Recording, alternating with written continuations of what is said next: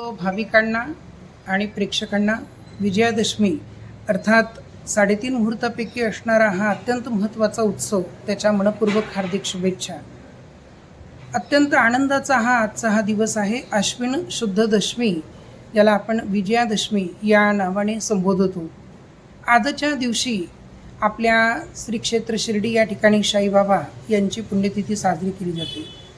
आजच्या दिवसाचं आणखी एक अनन्यसाधारण महत्त्व म्हणजे आपल्या येवला या शहरामध्ये दररोज सायंकाळी सर्व येवलेकर पुरुष मंडळी सीमोल्लंघनासाठी येतात आणि सीमोल्लंघनाच्या माध्यमातून शमी वृक्षाची पूजा केली जाते. कारण आपल्या महाभारतामध्ये वनपर्वामध्ये आपल्या जेवढे पांडव होते त्या पांडवांनी आपली जी शस्त्र होती ती शस्त्र ही सर्व या शमी नावाच्या वृक्षावर ठेवलेली होती. आणि शमी नावाच्या वृक्षाचं वैशिष्ट्य आहे की या वृक्षाला खूप मोठ्या प्रमाणावर काटे असतात. अर्थात ही औषधी वनस्पती अत्यंत उपयुक्त आहे. शमी शमयते पापम अशा प्रकारचं वर्णन धर्मशास्त्रीय ग्रंथांमध्ये आपल्याला आढळतं. आणि याच वृक्षाची आज ब्राह्मण देवता ही पूजा सांगत असतात आणि सर्व लोक येवलेकर येतात, या वृक्षाची पूजा करतात. इथे जवळच प्रांगणामध्ये आपल्या येवले शहरातील बालाजी मंदिराचा रथ ठेवलेला असतो. त्या बालाजी मंदिराचं दर्शन लोक करतात. आपल्या येवल्याची जी काळभैरवनाथ आणि जोगेश्वरी माता आहे त्यांचं दर्शन हे येवलेकर इथे घेत असतात. आणि स्वामी मुक्तानंद विद्यालयाच्या प्रांगणामध्ये हे सगळे येवल्यातले ब्राह्मण देवता एकत्र येऊन ही पूजा सांगत असतात. हा विजयादशमीचा अत्यंत महत्त्वाचा उत्सव. याच दिवशी प्रभू रामचंद्रांनी रावणाचा वध केला आणि त्या विजयाच्या प्रित्यर्थ या दिवसाला विजयादशमी असं म्हटलं जातं. चंड आणि मुंड या महिषासूर मर्दिनी या भगवती देवीने म्हणजे महाकाली, महालक्ष्मी आणि महासरस्वतीने ज्या राक्षसांचा वध केला तो हा आजचा दिवस आणि म्हणूनच हा सर्वार्थानं अत्यंत महत्त्वाचा आहे.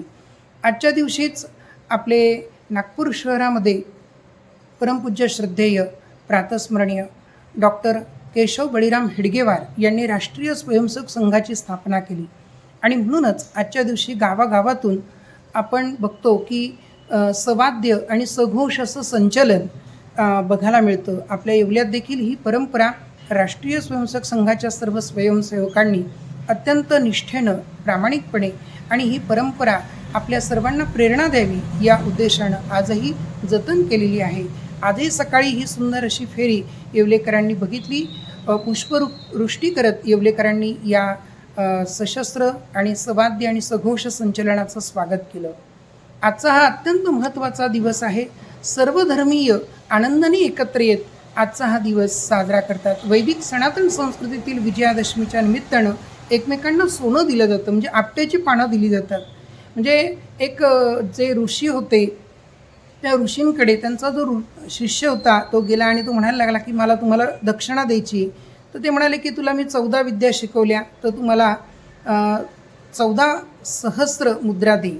आता ह्या 14 सहस्र मुद्रा तो कुठून आणणार, म्हणून तो रघुराजाकडे गेला आणि रघुराजाने कुबेरावर आक्रमण करण्याचा संकल्प केला. तर कुबेर राजा घाबरून गेला आणि कुबेर राजाने त्या झाडावर जो आपल्या पैशांचा किंवा या मोहरांचा जो वर्षाव केला त्यावेळेला त्या विद्यार्थ्याने सांगितलं की मी माझ्या ऋषींना, वरतंतू नावाचा जो आहे तो संदर्भ आपल्याला इथे मिळतो आणि धौम्य ऋषी हा एक संदर्भ आपल्याला मिळतो.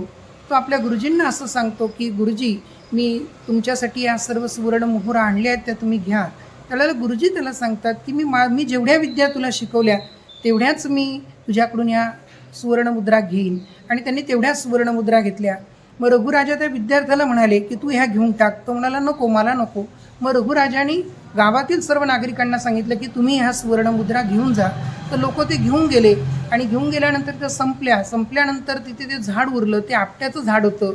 मग लोकांनी ती पानंच ओरबाडून नेली, ती सोनं समजून नेली. म्हणून आजच्या दिवशी आपण सोन्याचं प्रतीक म्हणून आपट्याची पानं सगळ्यांना देतो.